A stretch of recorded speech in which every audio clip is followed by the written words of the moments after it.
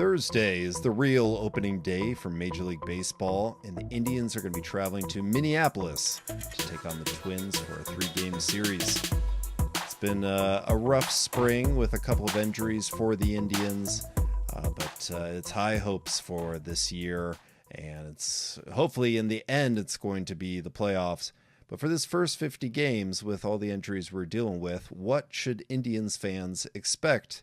Eric, what should Indians fans expect here? Well, realistically, I'm envisioning low-scoring contests, middle-of-the-road record, and an upset fan base if the team struggles at the beginning. Carlos Santana will likely be the only completely healthy infielder. Jose Ramirez might play now. I know he was up in the air, but if he doesn't, the infield's kind of shot at this point. They could really use players like Yandy Diaz and Eric Gonzalez, but we don't need to go back to that point.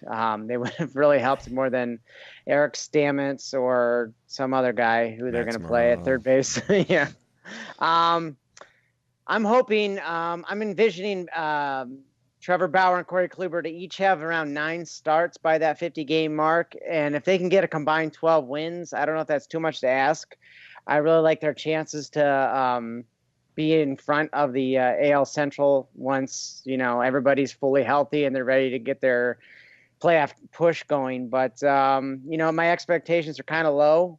I know the Twins haven't been a good team, and, they're playing a bunch of not great baseball teams early on, but the Indians right now don't seem like they have a great roster. But I'm hoping they'll surprise me. Some of these guys that we're not expecting just pull a rabbit out of their hat, and Indians are, being above sea level.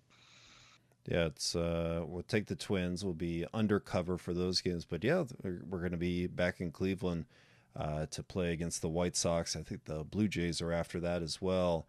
Some cold weather baseball. Drew, how's this cold weather start to the baseball season going to go for the Tribe?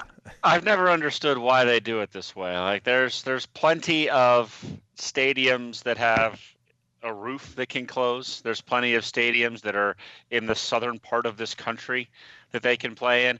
I don't understand why teams in the Northeast and upper Midwest start the first 9 or 10 games at home. Like you should start on a road trip and then, make that up throughout the course of the season. I never understood why they do this. I still don't.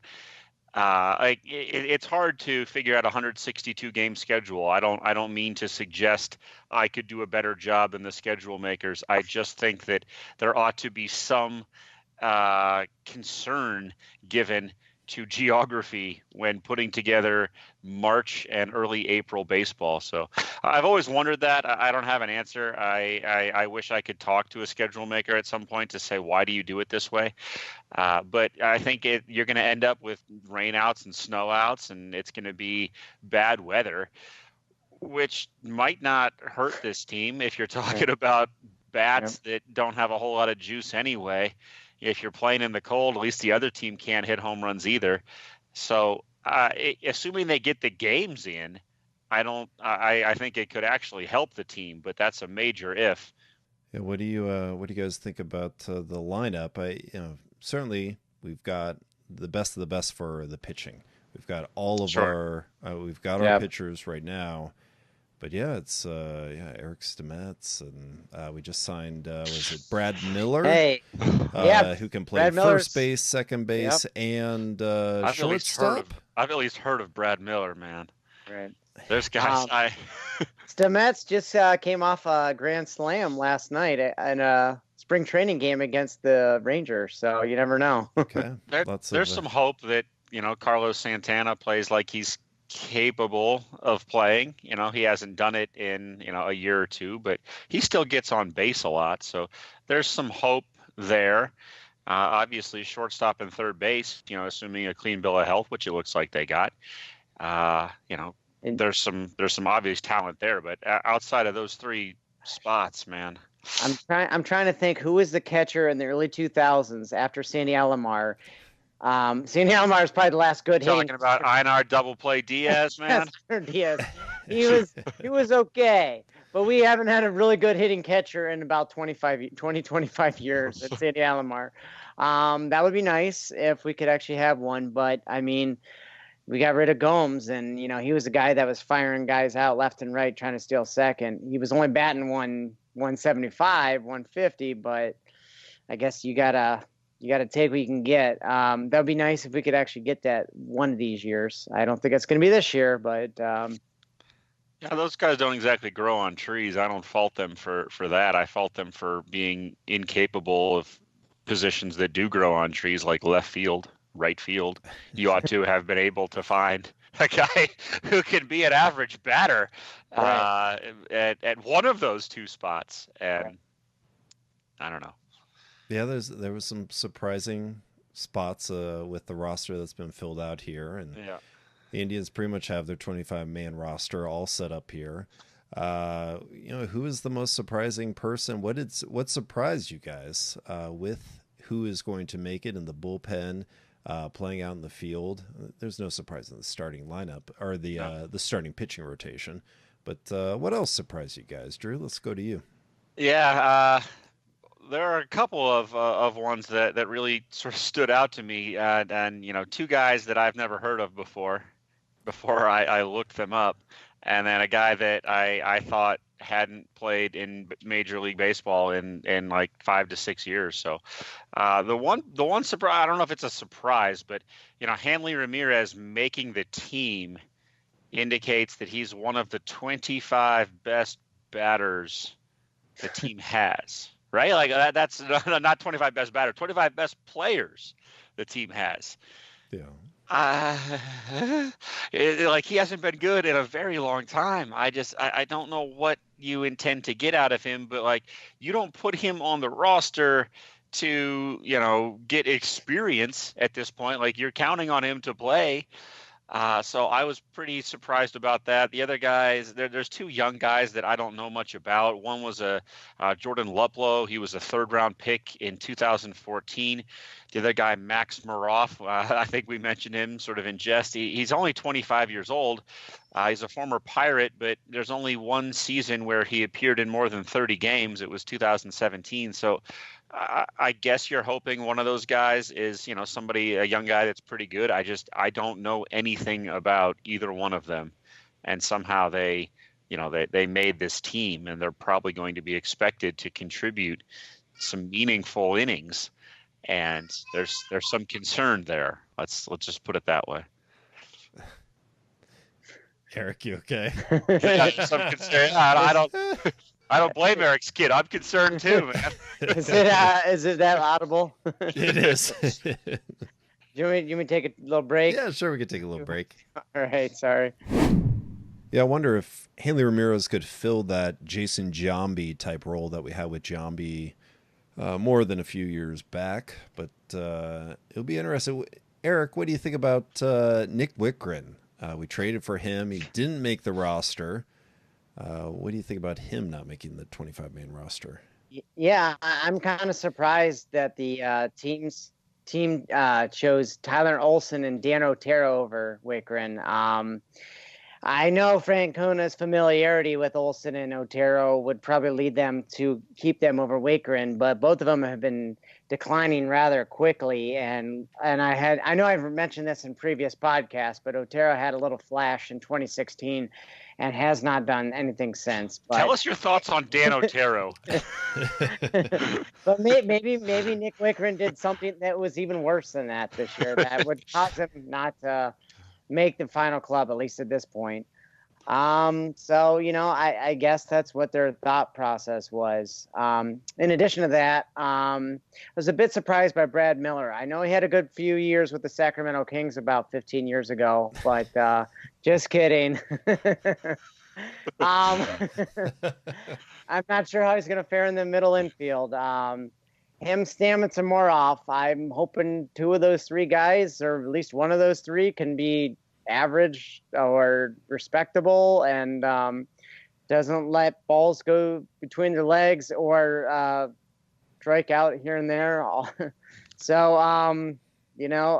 I'd like to see to be honest, I like to see Nick Wickren get a chance. I really don't have a lot of faith in the two aforementioned guys, as Drew has commented.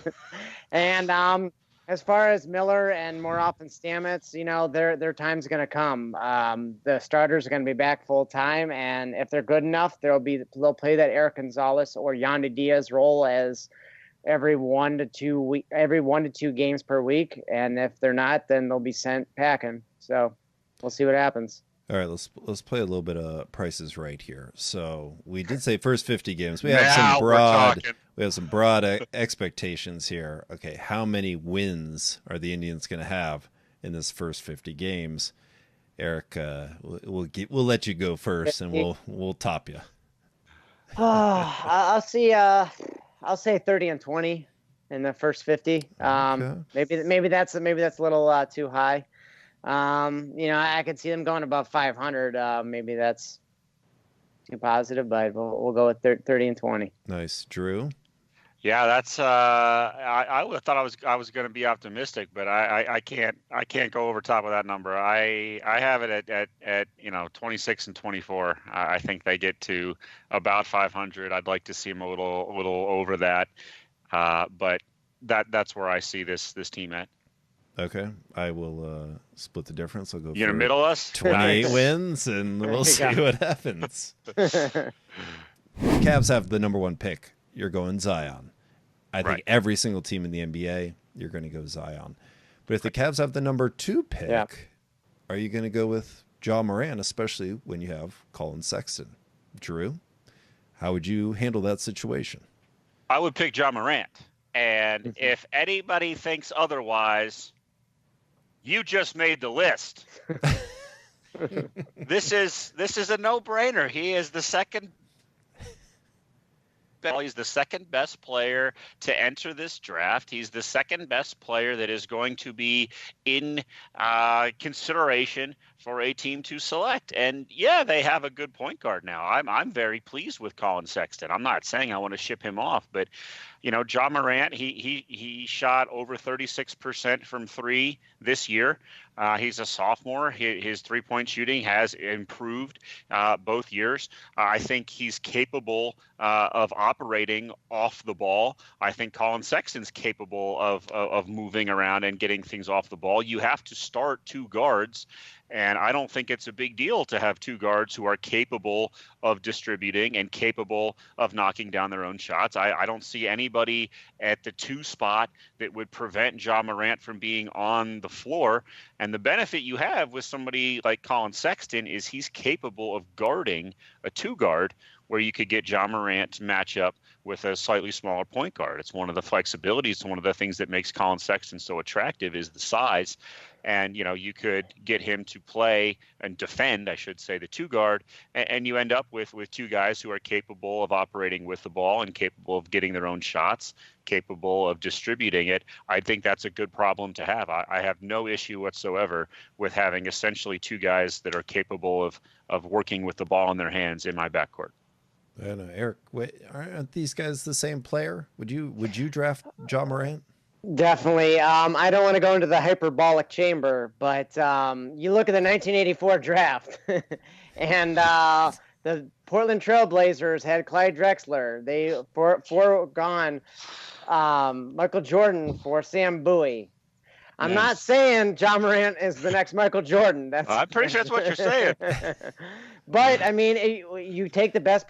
Same with football. The best player available is there. You take him. He's the best player available. You can shift Collin Sexton to shooting guard. I mean, Morant's much more of a facilitator. At least he has been in his collegiate days. He's averaging 10.5 assists a game. He's getting everybody involved. He's still a good shooter. He's only 6'3", 175. He can put on the weight. And I think he'd be a good role player for this Cavs team. RJ Barrett would be, I guess, fine. What is he, a 3 or 4? Like I said, I don't know that he's such a tremendous player that he's really gonna make your offense that much better. But I think Morant is so special at the point guard position. We have not seen a good point guard since some guy who left for Boston a couple of years ago that can actually facilitate this offense, make good plays, and get other people involved. You have to take a guy like that, assuming Zion's taken. I was hoping for a Mark Price reference there. I really thought you were going for it. Let's talk some Browns and something that we might have glossed over a little bit, talking about OBJ and just this fierce Browns offense that we're going to be watching this next season. And that is a lot of the changes that's going on with the Browns defense, along with the Browns offensive line. So we got Olivier Vernon from the Giants, one of the top defensive ends, but there's been a lot of subtractions from the Browns as of late. You know, we got rid of Peppers. EJ Gaines has signed with the Bills. So that's another corner who's no longer going to be on the team. There's guys that we've already lost. Jabril Peppers was in the trade too. So. Oh yeah, Jabril Peppers. And then Jamie Miller, linebacker. So we've lost a lot of people on defense. And do we really have people to back up these positions? How are we going to fill these positions? And what is this defense going to look like next year? Eric, let's start it off with you. You know, first of all, what do you like about Olivier Vernon? And then what are the Browns going to do with some of these gaps that are being created? All right. Well, as I usually do, I will start with the positive side. Is that which things is have kind changed? Of a joke, you don't know. I see Vernon as a jolt to this defensive line. I mean, Emmanuel Ogbah was supposed to be the guy. Technically, I think he was drafted a year or two before Myles Garrett, but he was supposed to be the guy who's the linchpin, the guy who's going to put pressure on the quarterback, and he hasn't been that so far. Olivier Vernon has. Granted, he's been in a 3-4 defense the last 2 years, but was with the Dolphins for 4 years as a 4-3 DN, and I think the first year of the Giants. And he's been averaging 7.5, 8 sacks a game or a season. He's a guy who's more proactive. Emmanuel Ogbah seems to be reactive. He's a guy who's going to run up the field and try to make the left tackle make a difficult decision when you want to go in or out. That could either help him or the guy beside him.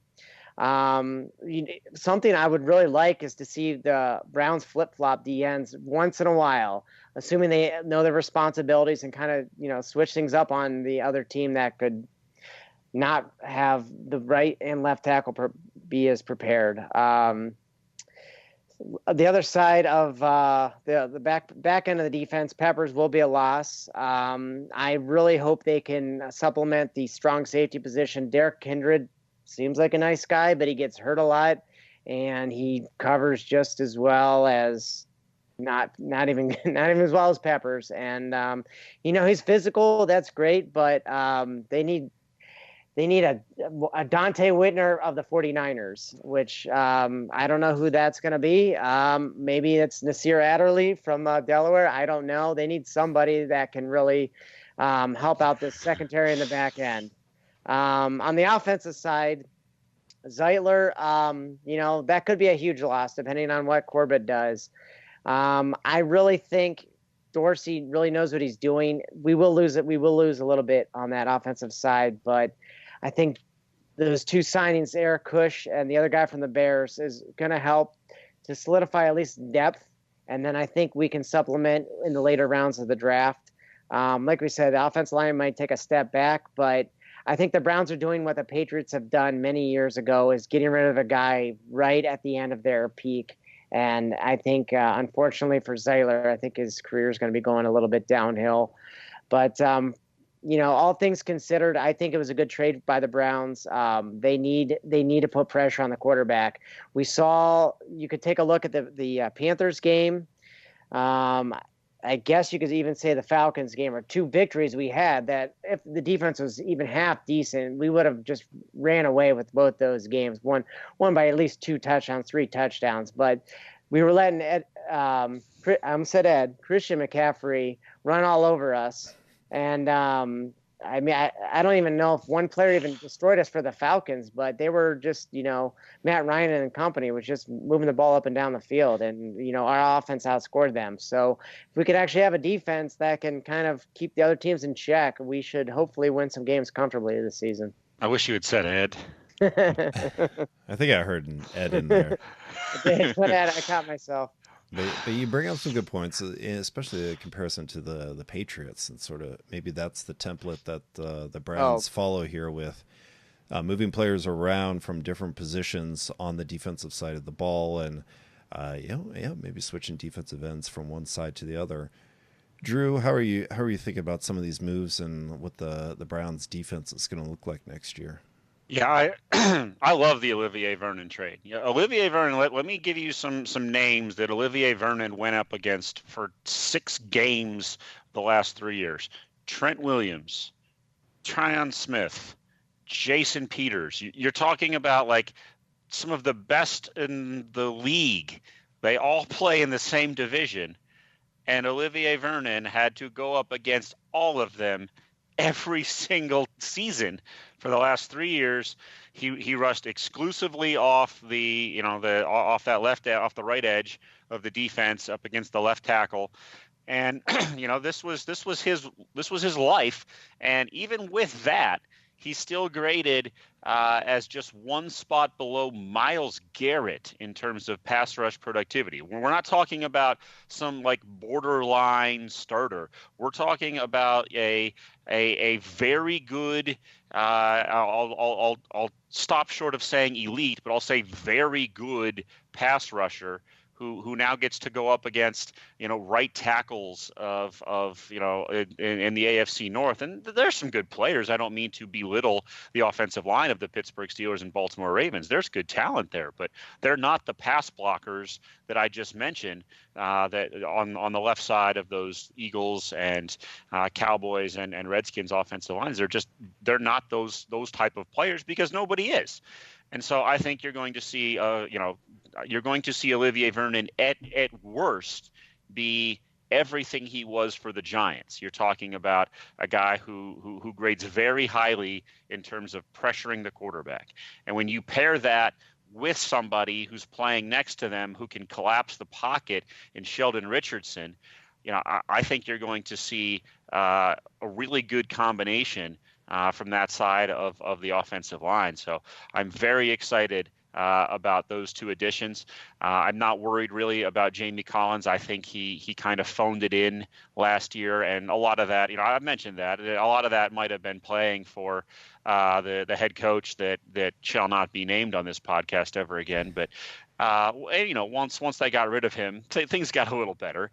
But I don't think it's a huge loss. I would like to see a linebacker drafted that can compete there, but I think it's still a need position. But I don't think it's a huge drop from him to Jannard Avery. The spot that I'm worried about is strong safety. Eric mentioned Derek Kindred. There are some options in the draft. There's still some guys who can play safety.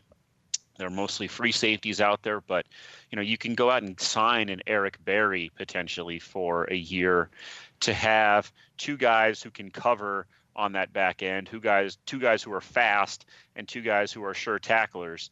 Neither of which are like a box, strong safety type like Peppers was that we sort of need for this defense necessarily, but they're both versatile players that I think can get that job done.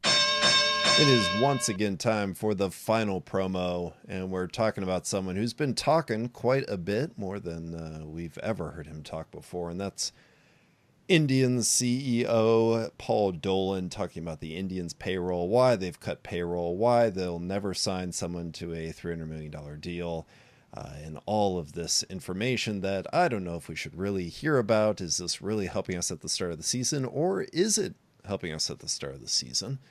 And that's the final promo question for this week. And we are going to kick it off with Drew. Do you have a message for Paul Dolan?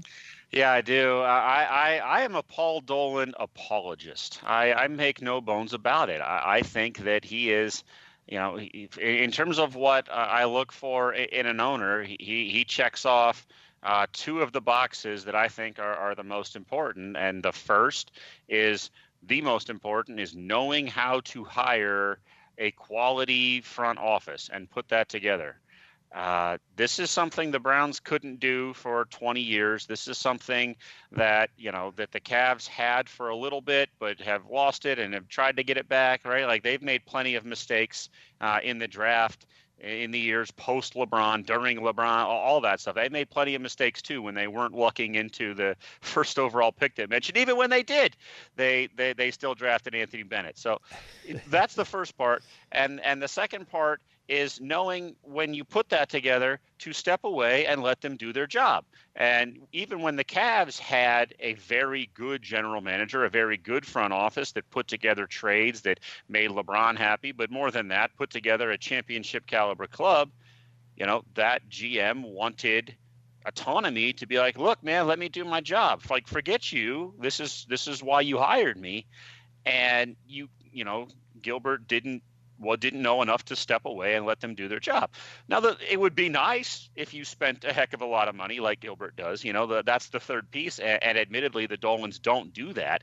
But, they know when to pass on signing players to big deals, when to move on from a guy like a Santana because some team gives him $20 million a year, right? Like, I get it. I get the economics of small market baseball. So I've been a Paul Dolan apologist, but if I had to send a message to him, it would be know your role and shut your mouth.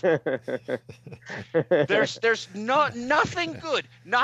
There's nothing good that comes of telling people when they say, well, are you going to think about signing Lindor? Your answer shouldn't be, well, enjoy him while he lasts. Like, are you kidding me? Like, how is that your answer? Right? Like, I've never seen an owner in a year when the Indians should absolutely be playoff contenders, and who knows what happens in the playoffs when you have a better pitching staff than the team you're going up against. You have a shot in a 5-game series, in a 7-game series, because you can throw better pitching. And I've never seen someone just pour just a gallon of cold water on a season before it starts, and he cries poor about why people don't go to these games. Why? What good came of that interview? I don't get it. Yeah. Eric, That's all can you explain what Paul Dolan is doing for us, please? I really hope he's just frustrated and he's just trying to vent because he's hearing these criticisms from near and far and maybe even by family members. Who knows? But, he's probably saying, I can only do so much. But again, like kind of what Drew said, what's the value in saying I don't have the money? Your best player is not going to be here in 3 years. That we all get that's probably the reality, but saying that to your fan base, do you think that's going to help season tickets? Do you think that's going to help regular individual game tickets? No, of course not. I mean, at this point, I kind of feel like there's one of two options. You either shut your mouth and just kind of lay low. Well, I can't think of other good. I'm sure there are many good small market baseball teams that have owners that can kind of keep their mouth shut. He's not one of them, apparently, at this point. The other option is let somebody else take charge. I mean, if you can't handle the budget, you can't handle the criticism, and you want to cut payroll. The other thing is, then what are you doing in this business? The other thing is, what do we cut? $18 to $20 million of payroll? That's a lot, but like those guys, they really can help elevate a team from potentially making the playoffs at 87, 80, 85 wins to 100 wins. How many was it? 2 years in 2007, we had 100 and whatever wins. I mean, those are important players. We don't have to get the Bryce Harpers of the world. I think that's kind of what some of the Indians fans and maybe even Paul Dolan are thinking. They're thinking I got to get this player, this player, this player. No, you just got to get players. Some of them you have to pay. Yeah, that's the price that comes with the job, with being a major league owner. If it's a bummer and you can't afford it, then step aside and let somebody else who's got the cash do it. It's unfortunate, but that's where we're at. Yeah, I think if there was no interviews given, if there was no talk about why did the Indians cut payroll, and it just sort of rolled over into the next season, I don't think anyone really mind. Yeah, we traded away a lot of players, but we didn't trade away our best players. We still have Lindor, Ramirez, Kluber, Bauer. The top of the performers last year are still with our team. And I could see, okay, maybe this is just a negotiation tactic. We saw this week, Conor McGregor says he's retiring from MMA. I don't think anyone thinks he's retiring from MMA. He's trying to negotiate his next contract. Oh, you don't want to give me what I want? I'm just going to say I retire. And I think that's what Paul Dolan, he's doing the exact same thing. He's saying, I'm never going to sign someone to $300 million. I'm going to negotiate a little bit of Francisco Lindor on this side. And then, hey, I don't think we're making enough revenue. I'm going to negotiate Major League Baseball on this side. But there are unintended consequences to all of those negotiation tactics, just like Conor McGregor is going through some of those unintended consequences of people giving him a little bit of backlash. You cried wolf twice. McGregor has said he's retiring twice. Do we want to hear Paul Dolan? Is this really helping the Indians' attendance? This idea of the Indians have cut all their great players. The Indians still have all of their great players that made the Indians great last year. So I don't know. I'm still going to be rooting on the Indians, but I agree with you guys. Yeah. Paul Dolan, maybe quiet a little bit, and let's just let the players play, and let's win a World Series this year. Sounds great. Conor McGregor, Rob Gronkowski, WrestleMania 35. Sounds great. It's not gonna overshadow the women at WrestleMania this year. True. And it's not gonna overshadow who the Cavs picking Zion Williamson and the NBA draft. So well, maybe not. Maybe be a hell of a spring. Yeah. All right. Well, thanks, guys. It is going to be a heck of a spring here, and we are excited for some Indians baseball starting off this week. We'll be watching. I hope you guys are too. Go Tribe. Go Tribe. Go Tribe.